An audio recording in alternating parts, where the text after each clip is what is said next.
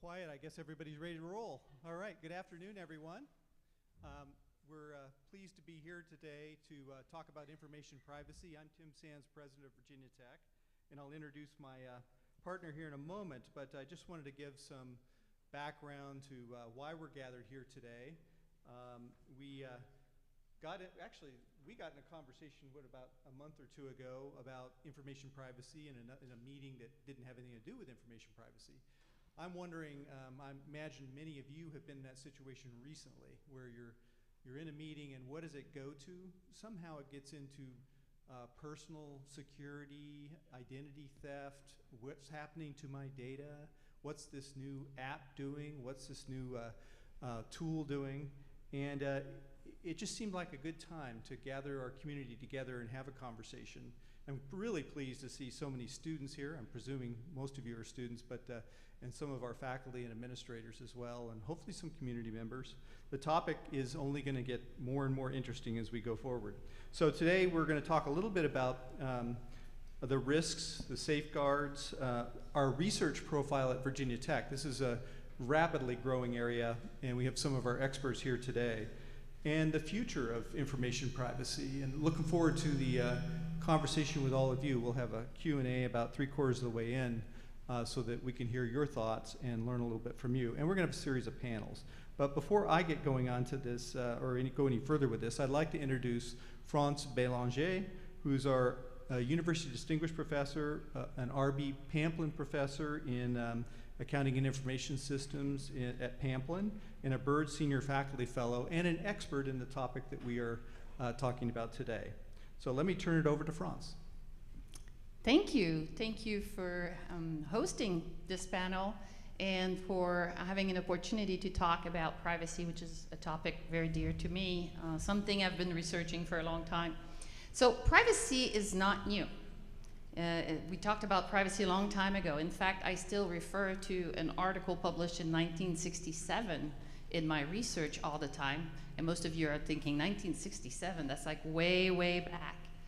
What's different today, of course, is the rise of technologies and how fast the technologies are really showing up all the time. There's always a new app that I can't keep up with.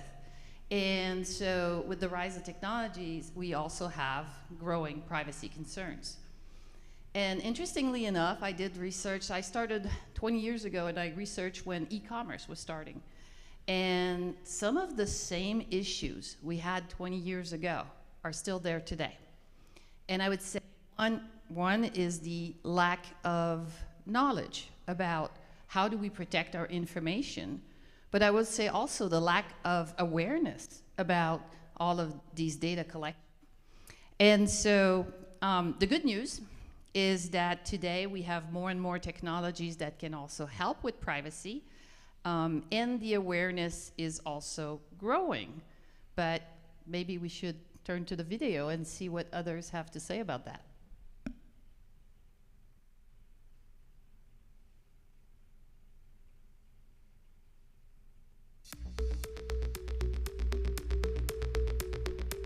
Basically, the right to have your personal information or any information just to yourself and secured, just kind of in the title, information is kept private.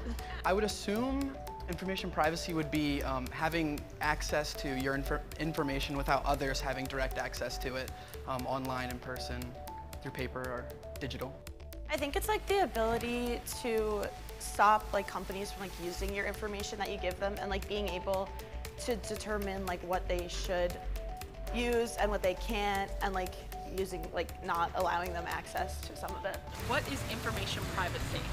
Keeping some of your personal information, like maybe your credit card, your day-to-day activities, your location, people you talk to, private and out of the public view and away from companies like Google or something like that, how they track you, away from that. It's your right to have that privacy. I would say if you're buying something, it would be keeping your info closed, not selling it to third-party people or anything. And then on social media, it would be companies not sharing your emails and stuff to other companies who might target ads towards you.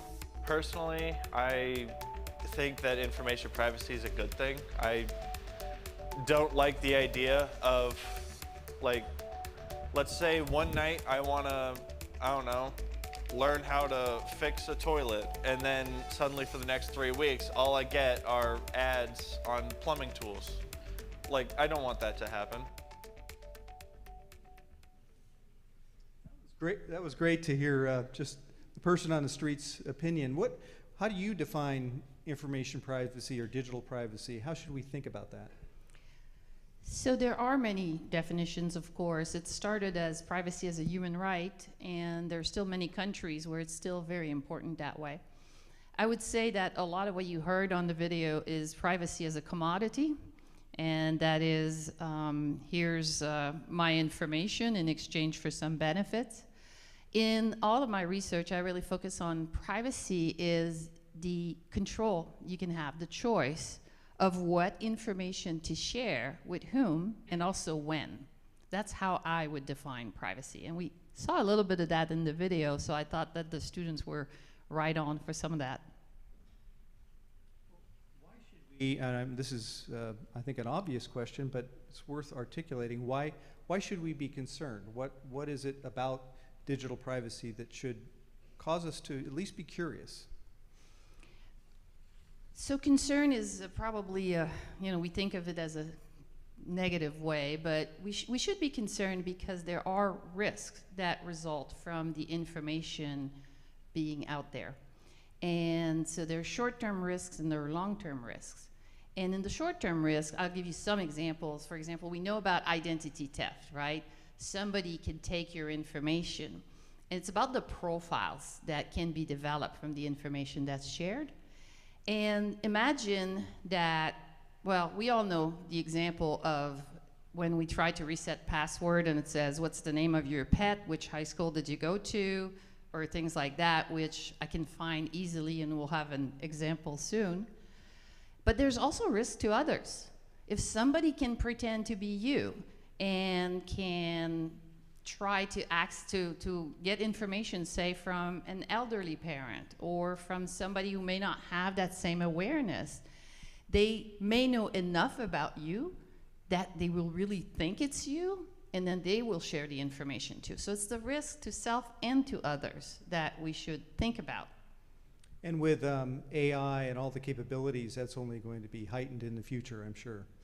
Absolutely. One thing we're going to hopefully talk a little bit about today is the idea that part of it is all the information we decide to share, and part of it is the information we are not. We're not deciding to share, but it is shared anyway. I think we have another video.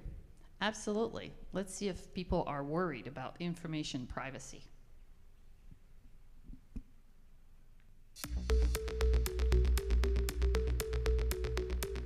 Not like obsessively worried, but I like to keep my things private. I don't use Google as my search browser. I use DuckDuckGo because I don't like how Google tracks people throughout the internet. But I definitely think it's something that people should consider. I'd say on a scale of 1 to 10, about a 6, because right now they don't have like identity stealing information, so I'm not too concerned about that. But like the idea of my information being given to someone else, like far, far away without me knowing about it, is not too comforting. I don't really think about it too much because I use like different emails for different accounts just so I can just keep everything like individualized. But I'm sure it would be a concern to people who just keep like one email and generalize it all. Me personally, I feel like I don't have anything to hide, and so I'm not as worried about it, although I feel like I should be, if that makes sense. So I feel like it should be a bigger topic and people should be more worried about it. I'm not really that worried about information privacy. I guess it's because I'm not really that well informed about it. I could be more informed about it, but I'm not super worried about my information privacy. I think it's definitely a problem, but I don't really know if there's anything we can do about it anymore, because most things you need to share most of your stuff with them and give them access to everything. we be shrugging and throwing up our hands, or what are your thoughts on that? Of course not. We should not. But they should be worried. I have to mention that the person who said he's a 6 on 10, but using DuckDuckGo, I would give him at least a 7 or 8 because he's already using tools for privacy. But we did a little exercise, so I'd like to introduce 2 Virginia Tech students. We have Julia Kimley and Mark Ebner. Hello, Mark. Hi, I'm Julia. And so, and you can see their domain right there. Julia is in the College of Business and Mark is in engineering. And I knew Julia, never met Mark until today. And they both agreed to let us search them online to see what we would find. And so we, I had, because I know the trick of the trades, I didn't want to do just the searches myself, just to see what somebody who doesn't do this for a living, what they would find. So I have 2 searchers, Kira and Hannah, and their instructions was to, I just gave them the name, not even that they were a student, area, nothing else, just a name. And I said, go and search, and we're going to just reveal categories of information, not actual information. And they weren't allowed to use paid searches, which I can talk about a little bit after. And so, can you go back just a little bit? And so, we started by, they started by just the name. And of course, it didn't take long for them to look for social media accounts. And both Mark and Julia are actually very smart, and their social media accounts are not public except for Twitter. And however, their families, parents, and others have public Facebook and other social media accounts, and they tag them. So we were able to find a little bit more information. Shall we go? All right, this is about Julia. And this is small font, a couple pages of information about Julia, which I'm going to share with her, but nobody else. And this one's going to be Mark. I'm going to share it right now. So you can see up here the type of information, of course, full name, nickname, middle name, all of that. You can see the demographics and the school she went to, and you can see all this work past. We know where she's going to work next. We know where she's going to live. Of course, we know about all her interests, and she does horse competitions. We have great videos, pictures, and names of the horses. And then when we got to her family, I think I have to count, it's on the sheet, but like 8 or 9 or 10 relatives. Grandparents, parents, sister, brother, it's on the list. But we also have where each one of them lives. We have pictures of their house. We have the street map. We have how much the house is valued. We have how much is left on their mortgage. We have, even health issues that people have reported. And this is just all online. We know that Julia is dating. We know how they met. We know for how long. We know her political affiliation, where she's registered. And we have a lot of information about her social media accounts. Julia. It's a lot of information. This is a thick packet of paper, and there's pictures of my home address on it, which I think is really crazy. Are you surprised? I am surprised. There's listing of horses that I had for sale. I don't know. It's a lot of information. I didn't really know that type of information was available just from a simple search, and even having my social media accounts private, it's obviously not very private given the amount of information that's in this packet. It's crazy. All right, maybe we move to Mark now. Now, Mark has a more common name because there is a famous actor with your name. There's also a journalist, which actually is a good thing for Mark because we couldn't find as much information. The other maybe good thing is his father has the same name. which our searcher will like that age, I'm not going to say the age, cannot be this person who's doing these other things. And so, so in one way, that was good for you. I highlighted in red some of the things that weren't on Julia's list because, of course, a lot of the same information was obtained. Because he's into sports, we actually know his height and weight. We also know which classes he's taken. We also know places he's traveled to from pictures, and we know with whom. And also from the relatives, we have fewer relatives because he didn't have as much tags from his family members. Mark. It's a lot of information, even though you said it was harder to find, but looking at this packet, it doesn't look like it was that hard for you to find almost everything about me. So, yeah, it's crazy. There's one more thing, and it's, I actually, for fun, went and looked for one of these sites where you can pay $5 for a month and get backgrounds on everybody. Things we could find, criminal records, they don't have any. Credit scores, debt, traffic violation, car ownership and registration, properties owned and taxes, and a whole lot more. It's a lot. It's crazy, especially only being 22 that you're able to find this much stuff, even a credit score. It's wild. You know, I worry about this too. I'm kind of a public figure being a president of a university, so I don't have private accounts. And I'm glad you didn't look me up. It would have taken, you would have produced a telephone book. We did have, did you? No, we did have to get volunteers, and they both agreed for us to do this. Yeah, thank you for doing that. Thank you, guys. We really appreciate it. Gonna have to look through this. So going back to what we were talking about before, it's about the pieces of information. It's when you put all the pieces together, that's when you develop these profiles. And that's why it's important to think about it ahead of time. Think about what somebody can do if they can pretend to be Julia or Mark. May I ask, have either of you been subject to identity theft before? Do you know of? I don't believe so, but just from the sheer amount of information that you guys pulled, it's like it's a serious threat. I mean, I don't know. I know I don't take my privacy too seriously, and I feel like people our age don't seem to like care as much, but I feel like it's a serious issue that we all need to take really seriously.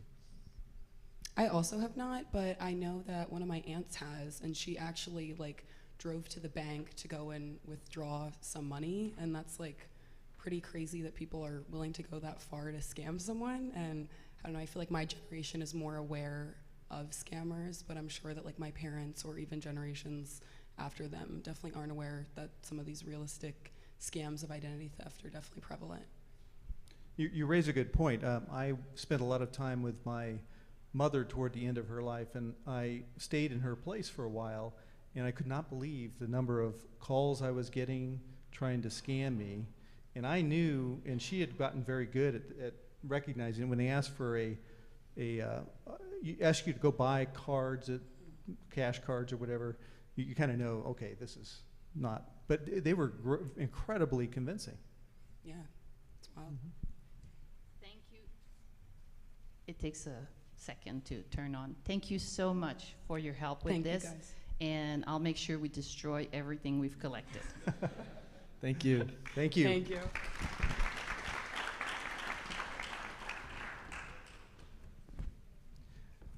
Now, we're going to have another panel up here in a moment, but I wanted to start with this question of,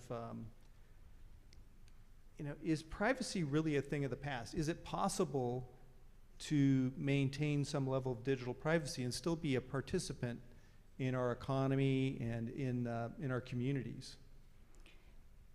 Of course, my answer is yes, it's still possible, but of course it's about making informed choices. That's all of the education. Donna and I have a program on that. It's about making those decisions and knowing why we're making decisions. And so I brought props today. One of them is a watch. I have a smartwatch. And so the smartwatch collects information from me all the time.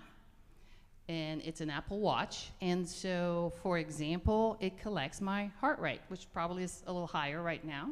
Might think I'm doing some exercise. But the reality is I've given Apple the ability to collect this information from me. It is being shared with Apple. And I also created a profile. So they know my height, my weight, my age, my gender, and all of these other things. And the reason is it gives me back information about my health. And I can decide that I haven't exercised enough today. And so it's a choice I made. At the same time, I have another prop, if I find it. I have a phone, a smartphone. And one thing that's on the smartphone, of course, is the cameras. And one of the settings that we find people do not think about is the location services for their camera. So that's just one example, of course, of all the settings. And so what it does is every picture taken, you know where and when it was taken. And so when you post those pictures online, what you get is somebody can download the pictures and have a whole history of where you've been, when, and with some facial recognition with whom. So you can have this whole history of what you've done. Why? For the convenience of you having memories. So mine is turned off. And it's a choice I make. So yes, it's possible to have privacy, but we have to make those choices. The good news is there are more and more technologies that have privacy that designed or will be designed into the technologies. And we're going to talk a little bit about that today with some of our panelists about information privacy. And so the other good news is we have a lot of research going on at Virginia Tech on information privacy. And I hope at the end to share that map we're developing because it's pretty impressive. And so we have a panel of experts that we'd like to invite to join us.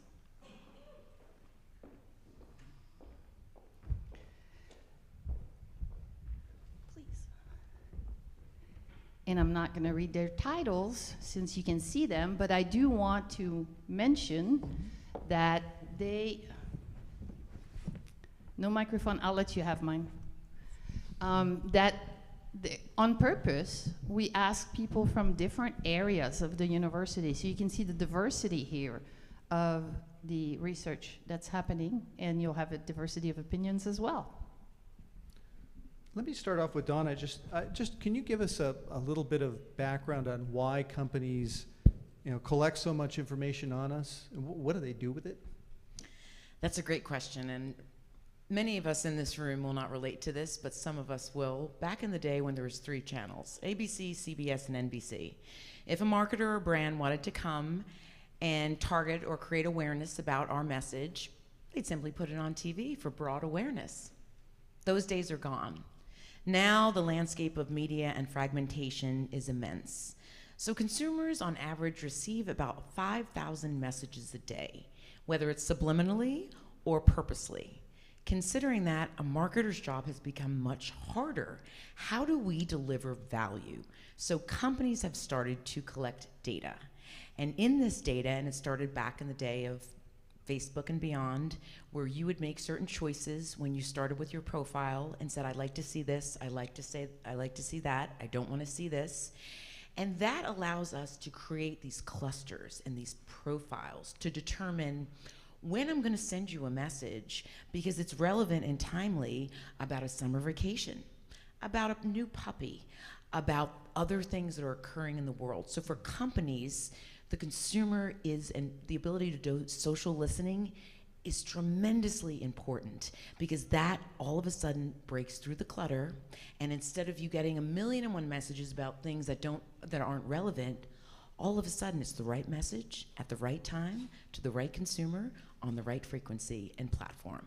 So that is why the consumer mindset, the consumers are getting harder to get to based on media fragmentation, streaming services. We need to direct them. And by having this information, this private information about them that they're openly sharing on a public forum, it allows marketers to collect that. Actually, that's a very good point. And of course, we talked a little bit about that before. Every technology has its own set of risks, but also its own set of solutions. And I think one that's very important to everybody today is social media. So maybe we want to talk about the biggest challenges to privacy on social media. We cover off on this a lot, and oftentimes, and there's so many different platforms. And what we need to understand about social media, whether it's Facebook or TikTok or Instagram, these are media companies. And their product is us. They sell our data and information to companies that want it. It's high volume, and it's a multi-billion-dollar business. So looking at that, what can we do? We need to be vigilant.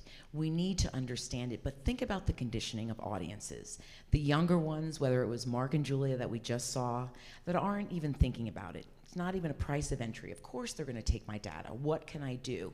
But as this gets further and further and we go into more immersive spaces, whether it's the metaverse and other areas where our bodies are being duplicated in immense forms, it's really, really going to be one of the most critical pieces we can think about. So it's slow down. It's understanding social media platforms, the questions that they ask. Oftentimes when we set up an account, it asks us, can we connect to other platforms? You can easily say no. You can say, I would rather be in a restricted or private mode. Can we target you on advertisements that are about this or about that? As Franz said before, they're all choices. And they're all in our settings that we can lock down and protect. Now, as you said, as a public figure, it's a little bit more difficult to do. And that's what a lot of hackers are looking for, those public figures, those public accounts where they can get that information. And we're in a time-poor society, so people aren't thinking about this. And even with simple hackers or wherever it is, people aren't thinking about it, they're just thinking they're sharing and it's a small community. When the actual is, when you go on Facebook or I go on Facebook, our feeds are very different because of the choices we made and how we are being profiled. So social media is not going away. If anything, it's expanding. We had a class the other day where I unveiled about 10 different new apps that no one even is aware of. So, and it wasn't, it's TikTok, and then it's a new one called Be Real, where you're real in the moment. Then there's Lemon 8. There's all sorts of ones. So we have to be vigilant, but we have to educate. We honestly have to on all the platforms, but make it relative to students and younger ones so they know they're not feared, but they're empowered. So just take a moment, don't just click through, I agree, but take a few minutes and look through the privacy settings and make sure you understand them, I guess is the message. Please, yes. And we have a marketing business view, Donna and I, but Megan has a different view of social media and what it means. So could you share with us a little bit? Yeah. So I come from the journalistic perspective of how journalists operate in the world. And so when you were talking about some of the things you were able to find earlier, like people's mortgage or people's voter affiliation, those are things that I, as a journalist, looked up on everybody all the time. But the difference is the barrier to do it. I would have to go to the courthouse. The convenience of social media and publishing private information goes both ways. So because it's so convenient that I can tell everyone my exact thought in a moment, also makes it very convenient for someone who's a bad faith actor to find out my opinion. So the barrier of going to the courthouse and looking up my mortgage rate is taken away, and it makes it a lot easier for people who are acting out of passion or anger to do bad things with that. And so we need to always be thinking about what we are posting, what opinions we are giving away. We heard in that clip, and I've heard it over and over from my students, well, if I'm not doing anything wrong, it's fine, I just get better targeted ads. But that comes from a place of living in a very stable democracy where we can always count on things that are wrong today and illegal today are illegal tomorrow. It's not true for all populations that have been targeted differently, and it's not true in all different state governments.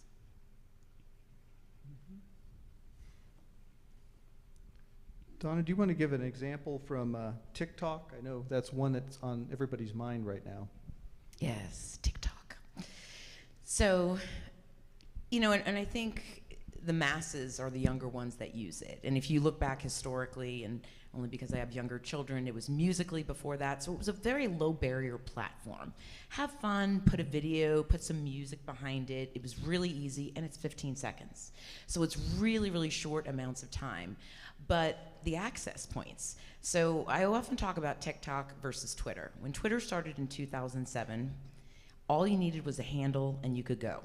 At VT Sandsman and you're gone, right? No other information. They never set up to monetize their platform. TikTok did. Every single piece of information, and whether they were 7 or 8 or 13 years old, they filled it all out because they wanted the customization, as Megan said, in terms of, I want to see things with my best friends, the latest makeup trends, whatever it may be, because it was value to them. And that is how the targeting has really, really occurred. What can you do on TikTok? There's a restricted mode. There's a setting you do not have to connect to your friends. There are other settings in terms of the ads that you see, the information provided about you or what people can provide about you. All of that, once again, is in settings, but we don't take the time.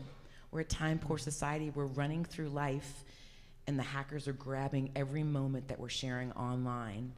And right now, it may be a dance or a music or something that's trending, but what happens in the future? And how deep does this go? So that is the view overall of TikTok. It's not don't use TikTok, it's know what TikTok is, know what the settings are, how you're utilizing it, what you're sharing, and maybe if it's something you'd put on that in 40 years you'd show your grandchild and still be a-okay with it. I think we can go into depth there, but we'll get back to it because I think there are some political angles to that whole, yes, and geopolitical angles to that whole question about TikTok. Wenjing Liu, you're an expert in some of the devices and the technology behind the things that we carry in our pockets and on our wrists and what have you. Can you give us your perspective on what we should be worried about and what kind of information is being collected? Yes. I think the device we carry every day and the device that are deployed around us that are actually interacting with us intentionally or unintentionally every day pose a serious privacy concerns, right? So, for example, if you say, "Hi Alexa," so your voice, your conversation are being recorded and sent to the cloud. You are sitting comfortably at home watching TV. Your smart TV may be watching you or listening to you. And you walk on the street, there's a camera filming you. And you carry your mobile phone, you walk around, and the mobile service provider knows exactly where you are and who you are with. And if you feel bored or you feel depressed, you want to talk to an AI agent, an AI therapist, then somebody on the cyber world knows your story, knows your thoughts, knows your secret, right? So technically, you know, we live in this digital world, so we leave our digital footprint everywhere, right? So I think a very important aspect for privacy is data management, right? For individual users, the individual user has the right to know when and where and what their personal information are being collected, whether they're stored somewhere, how they're stored, who will have access to that, and how they might be disseminated and used for other purposes. So the individual user need to know this and have some control over this. And for the organizations, the big IT companies, they must ensure, the data will be the personal data will only be collected for a legitimate reason, for legitimate purposes. The data need to kept secure, and the data should not be used or disclosed in ways that violate, the privacy law. There's a little bit of trust in there, isn't there? I mean, I had a conversation just on another topic, but ended up with some of the developers of Alexa, right. And we got onto that topic of what happens when you say, "Hi Alexa," or you trigger the conversation. Where does that data go, and how carefully is it secured? Right. And of course they're saying yes, absolutely, it is in a secure place. It's only used for that purpose. It's just used to train. Right. Alexa, but you're trusting them. Right, absolutely. I think the privacy, when we talk about privacy, so the biggest, the risk actually is the big tech companies. They have everything, right? So if they want, they can basically they have all your data. They can do whatever they want. So, so the big tech company you might want to trust the big tech company. I think in good faith, I think they're trying to do good business. For example, for Alexa, they are using activation code, right? So only when you see the activation code, then they start to, record your voice. And the other times, I think they are only detected locally. They're not sending the information, right? So this is I think after several years of development and privacy, the warnings, then I think, as far as I know, most of them are doing this. So some level of privacy protection. So I think that's great. You know, obviously, a lot about this topic and about the hardware and the software and the guts behind it. Right. I'm curious, do you personally use devices like Alexa or Amazon's Echo or your? How do you use your phone? Or do you think about this all the time, or is it something that you just say, okay? Yes, I use Alexa at home. Yeah, so I think it's a trade-off, right? So you the convenience you have and the privacy. So there's always a price you need to pay for privacy. And at the same time, because I'm a privacy researcher, right? So I think there's I believe, the privacy enhancing technology is very important in the digital era, right? So the privacy enhancing technology is basically to empower the individual users to have some control over their personal data and prevent, like big IT companies to misuse their data for the purpose without their consent, right? So I think as a computer science researcher, so I do see, the critical need for privacy enhancing technology. So, but that's very technical, so I perhaps don't want to talk about that here. But I think this is a very important area. So just imagine, the privacy is a very hard to define topic. It's very difficult to measure the privacy leakage, right? And there's I would say privacy enhancing technology has something that you might not realize, is that it will allow you still do the things you want to do, but still preserve your privacy. For example, you perhaps all heard homomorphic encryption, right? So if your data are all encrypted and sent to the cloud, and then generally encrypted data, if it's encrypted, then we can do nothing about it, right? But special technology will allow, the special operations still be carried out over the encrypted data, right? So there's also technologies like secure multi-party computation and other technology, zero knowledge proof, advanced technology will allow the use of the data, still maintain the utility of the data, but to preserve the data privacy against the big IT company. Well, thank you. I'd like to hear from each of our panelists on what's your top tip. Maybe you can give 1, 2, or 3 for all of us in the audience for maintaining our privacy. Sure. My favorite tip for every situation in life is to vote. But it's important here too, because both at the state and the federal level, those are the people who are making the decisions about whether TikTok will be banned in the US. Those are the people who are making the decisions about what regulations the social media companies have to follow to keep your data safe. And those are the bodies that have made significant differences in the past. So for example, the state of Illinois' governing body decided that it would be illegal for social media companies to collect biometric information about people. That one state making that decision led to Facebook making a decision to stop a lot of the facial recognition technologies.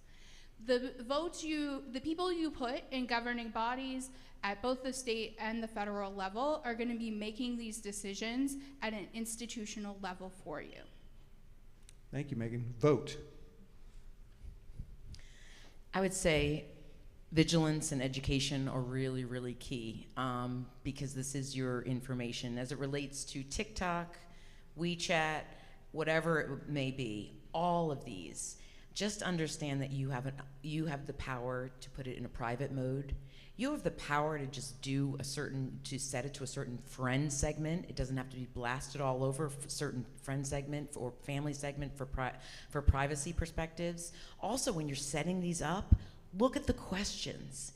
Can we access all of your contacts? Can we connect this to Facebook and Instagram and Google? These are all access points. The more you allow, the larger it gets in terms of your overall data and exposure to it. And then the other thing is, and someone asked us this today, if I change a password, am I good to go? Well, you really need to look at other components, whether it's two-factor authentication, as well as check every few months. We constantly change our passwords because we know someone's trying to get in every day, if not. But you really, really do need to be vigilant, educated, and also a brand advocate, and talk to other people about this when they say, oh, I'm setting this up. Have you checked this or checked that? Because that's how the future is going to change, by us taking control today. Yeah.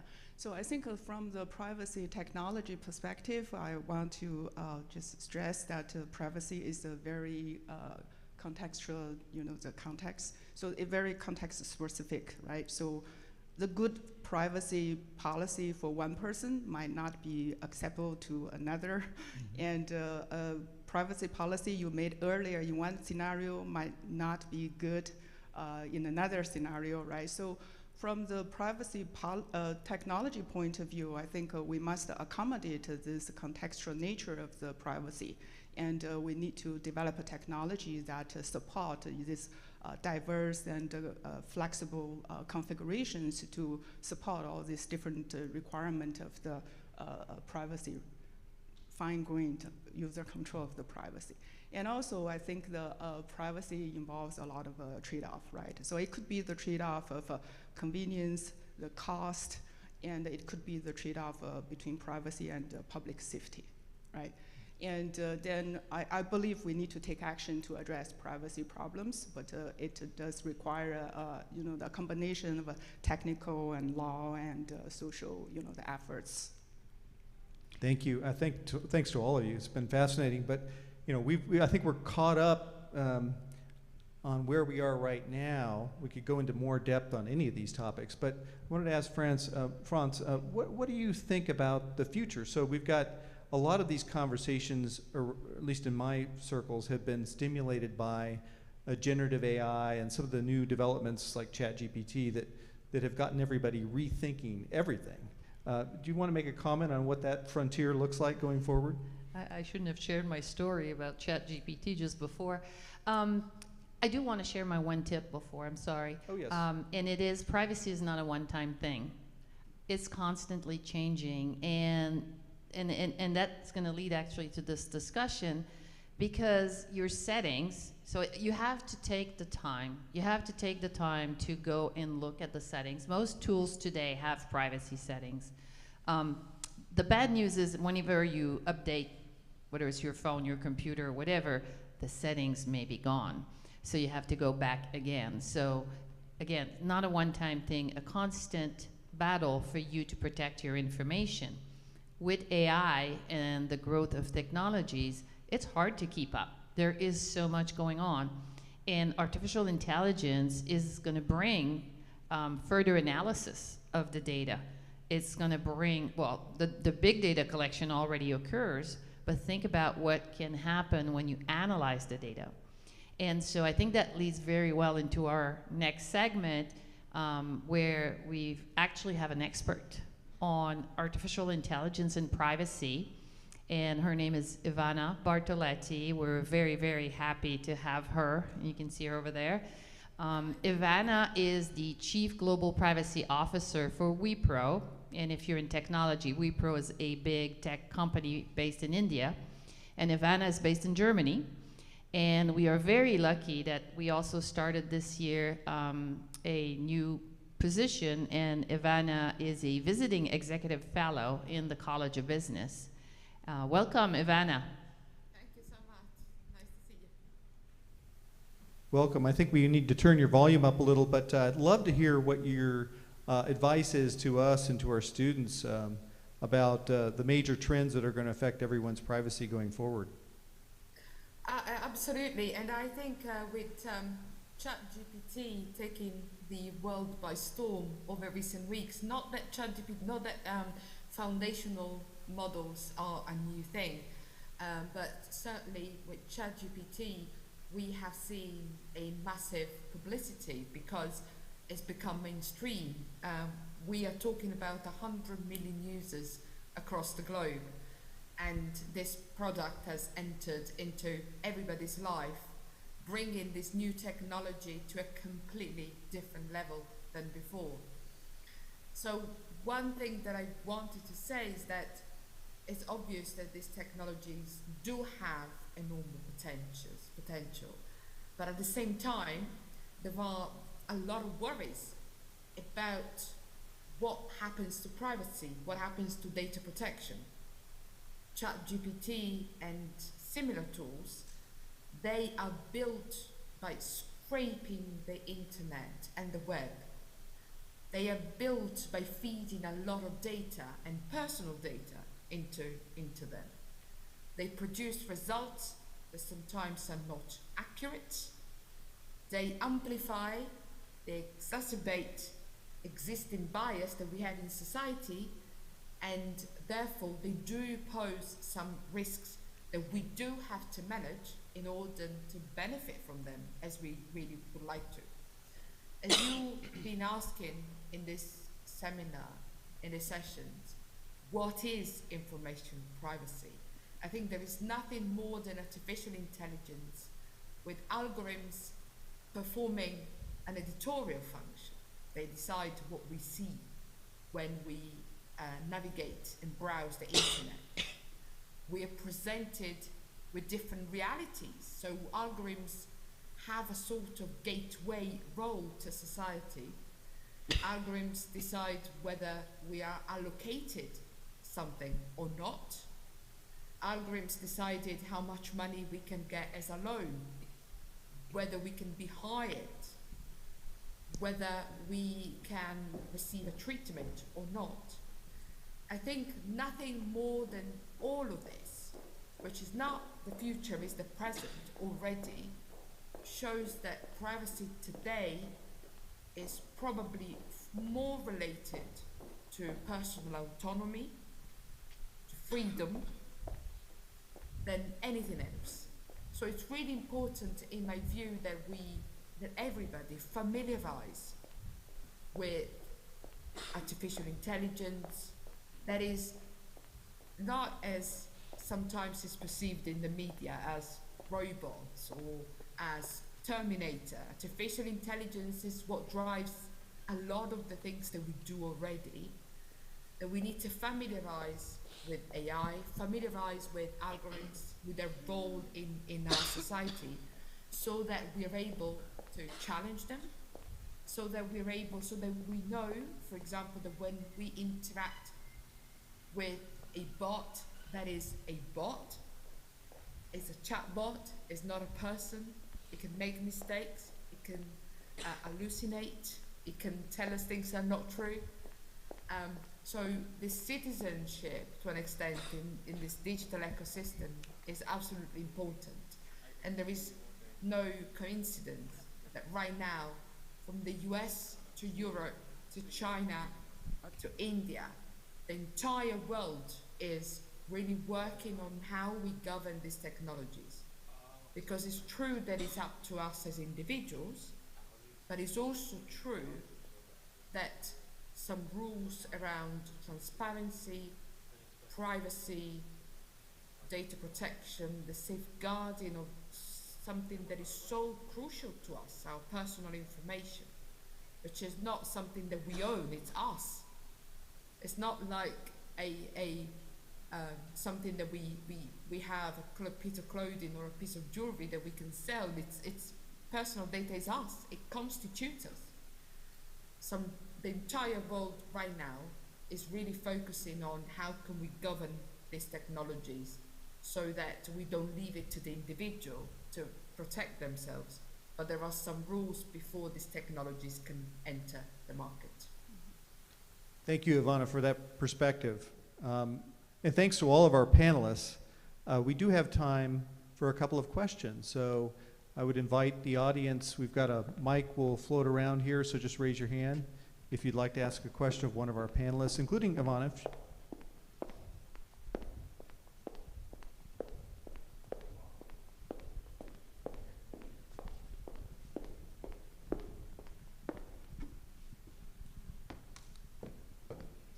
It seems that there's a need for some government intervention to establish minimum guidelines that the tech companies and anyone involved must follow, that will make it very clear as to what they can share, how they can share, and also make it very easy for users to click the boxes to unshare things, as opposed to having 24 pages of the privacy policy. So, sometimes it's good to have government intervention and sometimes it's not, but it seems to me it's absolutely going to be crucial here. So my question is there any progress in this area? So there's quite a bit of progress. Mainly, I would say it starts from Europe and comes, so Ivana might be able to talk a little bit more about this. I do want to mention that the implementation of the laws can be problematic. So you all like these new manage my cookies pop-up windows that show up with every website. That is because it's an attempt to implement GDPR, which is the law from Europe, and find a way to do that. But now what do most of you do? Accept all cookies. And so we have to think about that as one of the issue, but definitely there is a lot happening, mainly in Europe. So Ivana, if you want to maybe jump in and talk about how we're really getting some government intervention into privacy. Yeah, so it's a very interesting one, and to be fair, Europe has been leading with the GDPR, but it's my view right now is that GDPR to an extent is not longer the gold standard than it used to be, because there are so many things that are happening all around the world in terms of privacy and data protection that are two different things. But in the US, for example, there are now, at the moment, if I'm not wrong, there are now 7 legislation that have passed in different states. Montana and Tennessee were the last ones, and to discuss privacy legislation. In Europe, we have GDPR, but we also have e-privacy, which is the regulation that really is around marketing and cookies and all of that. As Francis was saying, the issue is that we can have all the new regulation that we want, but it's time to have good products, not just good regulation, because as you correctly say, Francis, we can have all the regulation, but then if that ends up with us having to navigate and browse the internet and constantly having to say yes to everything, because ultimately these privacy policies are absolutely impossible for people to read and to go through, then it's not really fit for purpose. But what is not fit for purpose is not the legislation, in this case e-privacy, but what is not fit for purpose is the fact that the model that still underpins a lot of our digital ecosystem is a very much of an extractivist model. So it's true that we're discussing a lot about new regulation and new legislation, but what is really needed is really good products, and even a good thing about the architecture that has been dominated the digital ecosystem over the last few years, decades, and also around competition, because in the US, in the FTC in particular, has been very forceful in showing that link between privacy law and competition law, because we live in a world which is dominated by big tech, and they act like regulators themselves. So a lot of the rules that we have in terms of privacy and a lot of the extractivist model we all live in is also because of the large domination of these big corporates. So the intersection between privacy law and competition law is an important trait of our times that we really need to take into consideration. One last thing about Europe is that just today, the MEPs in the European Parliament have announced a compromise on the European Artificial Intelligence Act, which is the first legislation that is going to be open to the trial of dialogue from June, but it will be the first legislation governing high-risk artificial intelligence, so in a way complementing privacy law, because not all AI utilizes personal data. Nevertheless, a lot of AI has got an impact on individuals, so these two pieces of legislation needs to be seen together. But this is happening all across the globe. Privacy laws are on the rise, artificial intelligence, increasingly we are seeing algorithmic accountability bill of rights being discussed, and there's talk about it. So this is very much the trait that's sort of something that we will see increasing over the next few years. Thank you. Any questions? This sounds like it's the old opt-in versus opt-out problem when you're talking about what you allow. You know, do you see a trend moving to one or the other? The default seems to be opting in, right? That's an excellent question, but that brings me more to talk about privacy by design. And when I just attended the Global Privacy Summit, and that is one of the topic area that was the most popular. And organizations are trying to take the lead in designing privacy within their products and services. Apple is an example, HP is an example, so a lot of the big tech. And the new job of privacy engineer started just a few years ago. And the whole idea is it shouldn't be an afterthought. It should be something that we think of from the start. And so I'm not sure if it's going to take the form of an opt-in, opt-out, but it's going to take the form of having privacy built in as a way to think about the products.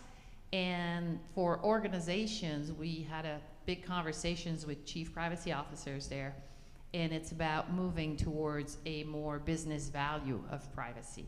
And once companies start seeing this as there's a business value to privacy, I think we're going to see more of that. To dovetail that, just one other point, which is, if you think about it, privacy never came first, right? It came after the fact.